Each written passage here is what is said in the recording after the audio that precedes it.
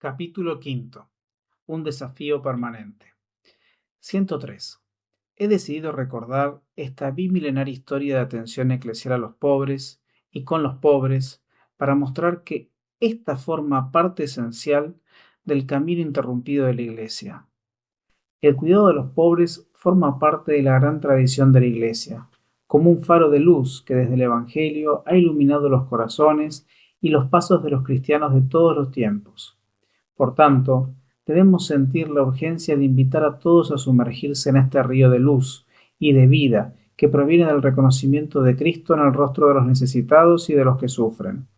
El amor a los pobres es un elemento esencial de la historia de Dios con nosotros, y desde el corazón de la Iglesia prorrumpe como una llamada continua en los corazones de los creyentes, tanto en las comunidades como en cada uno de los fieles. La Iglesia, en cuanto cuerpo de Cristo, siente como su propia carne la vida de los pobres, que son parte privilegiada del pueblo que va en camino. Por esta razón, el amor a los que son pobres, en cualquier modo en que se manifieste dicha pobreza, es la garantía evangélica de una Iglesia fiel al corazón de Dios. De hecho, cada renovación eclesial ha tenido siempre como prioridad la atención preferencial por los pobres, que se diferencia tanto en las motivaciones como en estilo de actividades de cualquier otra organización humanitaria. 104. El cristiano no puede considerar a los pobres solo como un problema social. Estos son una cuestión familiar, son de los nuestros. Nuestra relación con ellos no se puede reducir a una actividad o a una oficina de la Iglesia. Como enseña la conferencia de Aparecida, se nos pide dedicar tiempo a los pobres, prestarles una amable atención, escucharlos con interés, acompañarlos en los momentos más difíciles, eligiéndolos para compartir horas, semanas o años de nuestra vida, y buscando desde ellos la transformación de su situación. No podemos olvidar que el mismo Jesús lo propuso con su modo de actuar y con sus palabras. El buen samaritano de nuevo. 105. La cultura dominante de los inicios de este milenio instiga a abandonar a los pobres a su propio destino, a no juzgarlos dignos de atención y mucho menos de aprecio. En la encíclica Fratelli Tutti, el Papa Francisco nos invita a reflexionar sobre la parábola del buen samaritano, precisamente para profundizar en este punto. En dicha parábola, vemos que frente a aquel hombre herido y abandonado en el camino, las actitudes de aquellos que pasan son distintas. Solo el buen samaritano se ocupa de cuidarlo. Entonces vuelve la pregunta que interpela a cada uno en primera persona. ¿Con quién te identificas? Esta pregunta es cruda, directa y determinante. ¿A cuál de ellos te pareces? Nos hace falta reconocer la tentación que nos circunda de desentendernos de los demás, especialmente de los más débiles. Digámoslo, hemos crecido en muchos aspectos, aunque somos analfabetos en acompañar, cuidar y sostener a los más frágiles y débiles de nuestras sociedades desarrolladas.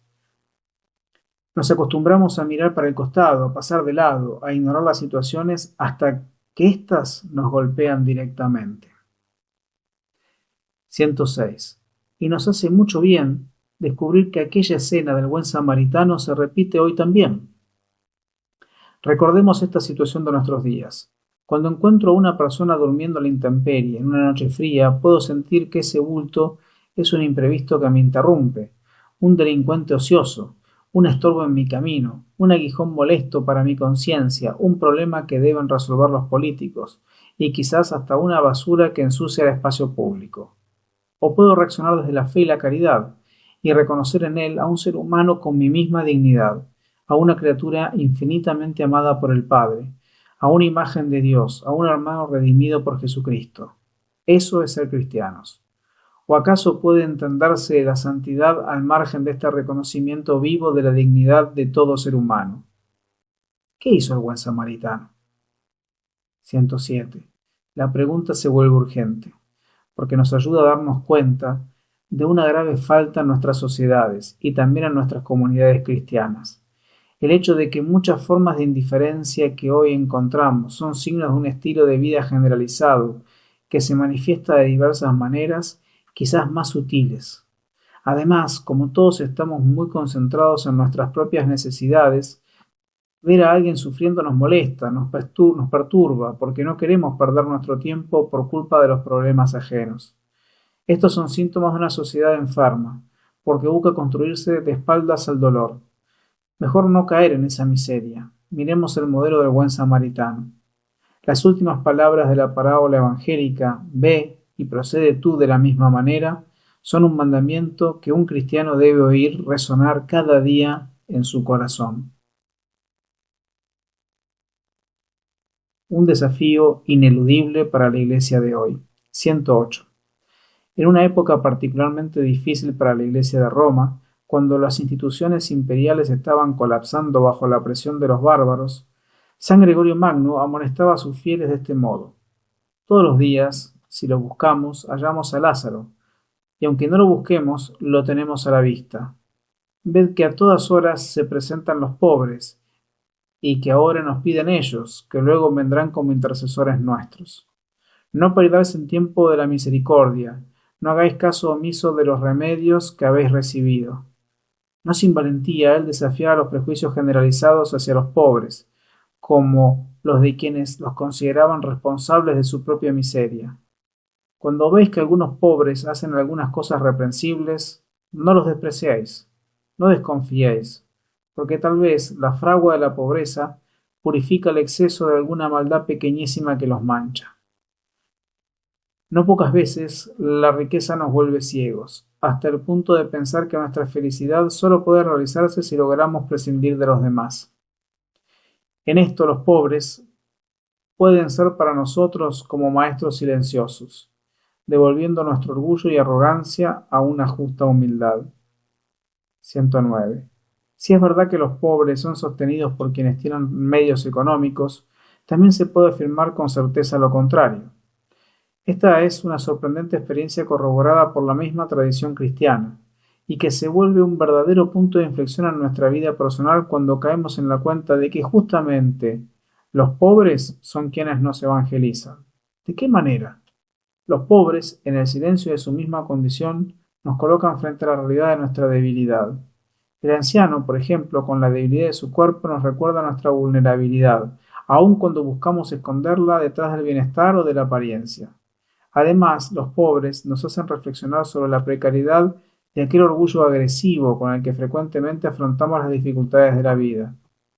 En esencia, ellos revelan nuestra fragilidad y el vacío de una vida aparentemente protegida y segura.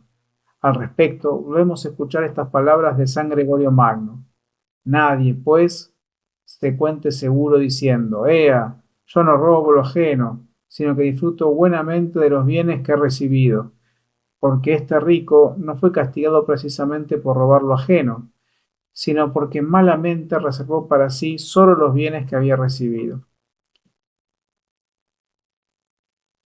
También lo llevó al infierno esto, el no vivir temeroso en medio de su felicidad, el hacer servir a su arrogancia los dones recibidos, el no tener entrañas de caridad. 110. Para nosotros cristianos, la cuestión de los pobres conduce a lo esencial de nuestra fe. La opción preferencial por los pobres, es decir, el amor de la Iglesia hacia ellos, como enseñaba San Juan Pablo II, es determinante y pertenece a su constante tradición. La impulsa a dirigirse al mundo en el cual, no obstante el progreso técnico-económico, la pobreza amenaza con alcanzar formas gigantescas. La realidad es que los pobres, para los cristianos, no son una categoría sociológica, sino la misma carne de Cristo. En efecto, no es suficiente limitarse a enunciar en modo general la doctrina de la encarnación de Dios.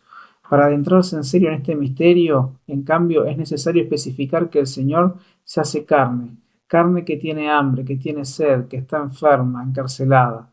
Una iglesia pobre para los pobres empieza con ir hacia la carne de Cristo. Si vamos hacia la carne de Cristo, comenzamos a entender algo, a entender qué es esta pobreza, la pobreza del Señor. Y esto no es fácil. 111. El corazón de la Iglesia, por su misma naturaleza, es solidario con aquellos que son pobres, excluidos y marginados, con aquellos que son considerados un descarte de la sociedad. Los pobres están en el centro de la Iglesia, porque es desde la fe en Cristo hecho pobre y siempre cercano a los pobres y excluidos que brota la preocupación por el desarrollo integral de los más abandonados de la sociedad. En el corazón de cada fiel se encuentra la exigencia de escuchar este clamor que brota de la misma obra liberadora de la gracia en cada uno de nosotros, por lo cual no se trata de una misión reservada solo a algunos. 112. A veces se percibe en algunos movimientos o grupos cristianos la carencia o incluso la ausencia del compromiso por el bien común de la sociedad, y en particular por la defensa y promoción de los más débiles y desfavorecidos. A este respecto, es necesario recordar que la religión, especialmente la cristiana, no puede limitarse al ámbito privado, como si los fieles no tuvieran que preocuparse también de los problemas relativos a la sociedad civil y de los acontecimientos que afectan a los ciudadanos. En realidad, cualquier comunidad de la Iglesia, en la medida en que pretenda subsistir tranquila sin ocuparse creativamente y cooperar con eficiencia para que los pobres vivan con dignidad y para incluir a todos, también correrá el riesgo de la disolución, aunque hable de temas sociales o critique a los gobiernos. Fácilmente terminará sumida en la mundanidad espiritual disimulada con prácticas religiosas, con reuniones infecundas o discursos vacíos. 114. No estamos hablando solo de la asistencia y del necesario compromiso por la justicia. Los creyentes deben darse cuenta de otra forma de incoherencia respecto a los pobres. En verdad, la peor discriminación que sufren los pobres es la falta de atención espiritual. La opción preferencial por los pobres debe traducirse principalmente en una atención religiosa privilegiada y prioritaria. No obstante, esta atención espiritual hacia los pobres es puesta en discusión por ciertos prejuicios, también por parte de cristianos, porque nos sentimos más a gusto sin los pobres. Hay quienes siguen diciendo: nuestra tarea es rezar y enseñar la verdadera doctrina, pero desvinculando este aspecto religioso de la promoción integral, agregan que sólo el gobierno debería encargarse de ellos, o que sería mejor dejarlos en la miseria, para que aprendan a trabajar. A veces, sin embargo, se asumen criterios pseudocientíficos para decir que la libertad de mercado traerá espontáneamente la solución al problema de la pobreza, o incluso se opta por una pastoral de las llamadas élites, argumentando que en vez de perder el tiempo con los pobres, es mejor ocuparse de los ricos, de los poderosos y de los profesionales, para que por medio de ellos se puedan alcanzar soluciones más eficaces. Es fácil percibir la mundanidad que se esconde detrás de estas opiniones. Estas nos llevan a observar la realidad con criterios superficiales y desprovistos de cualquier luz sobrenatural, prefiriendo círculos sociales que nos tranquilizan o buscando privilegios que nos acomodan. Aún hoy, dar. 115. Es bueno dedicar una última palabra a la limosna, que hoy no goza de buena fama, a menudo incluso entre los creyentes. No solo no se practica, sino que además se desprecia.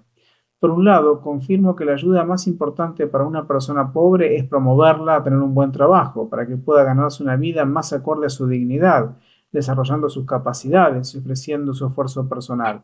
El hecho es que la falta de trabajo es mucho más que la falta de una fuente de ingresos para poder vivir. El trabajo es también esto, pero es mucho más. Trabajando nosotros nos hacemos más personas, nuestra humanidad florece, los jóvenes se convierten en adultos solamente trabajando. La doctrina social de la Iglesia ha visto siempre el trabajo humano como participación en la creación continua de cada día, también gracias a las manos, a la mente y al corazón de los trabajadores. Por otro lado, si aún existe esta posibilidad concreta, no podemos correr el riesgo de dejar a una persona abandonada a su suerte, sin lo indispensable para vivir dignamente. Y por lo tanto, la limosna sigue siendo un momento necesario de contacto, de encuentro y de identificación con los demás. 116.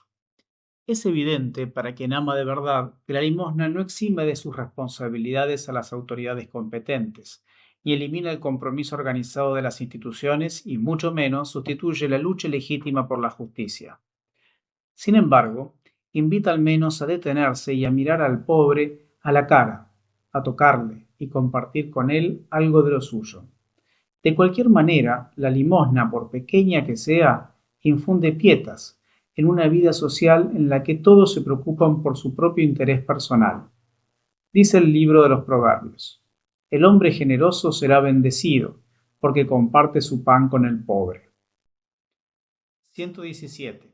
Tanto el Antiguo como el Nuevo Testamento contienen auténticos himnos a la limosna. Pero tú, sé indulgente con el humilde, y no le hagas esperar tu limosna. Que el tesoro encerrado en tus graneros sea la limosna, y ella te preservará de todo mal.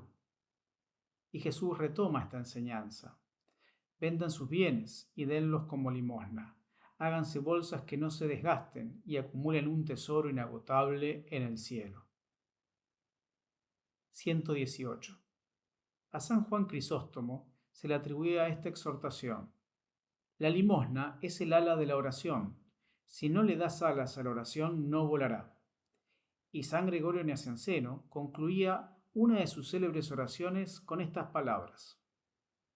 En verdad, si en algo confiáis en mí, siervos de Cristo, hermanos y coherederos, mientras llega el momento, visitemos a Cristo, curemos a Cristo, alimentemos a Cristo, vistamos a Cristo, hospedemos a Cristo, honremos a Cristo, no solo en la mesa, como algunos, ni con perfumes, como María, no solo en el sepulcro, como José de Arimatea, ni con lo relativo a la sepultura, como Nicodemo, que amaba a Cristo a medias, ni con oro, incienso y mirra, como los magos, anteriores a los mencionados, sino puesto que el Señor del universo quiere misericordia y no sacrificio, ofrezcámosle esa compasión por medio de las necesidades de los necesitados y de los que ahora se encuentran arrojados por tierra, para que cuando salgamos de aquí abajo seamos recibidos en las moradas eternas.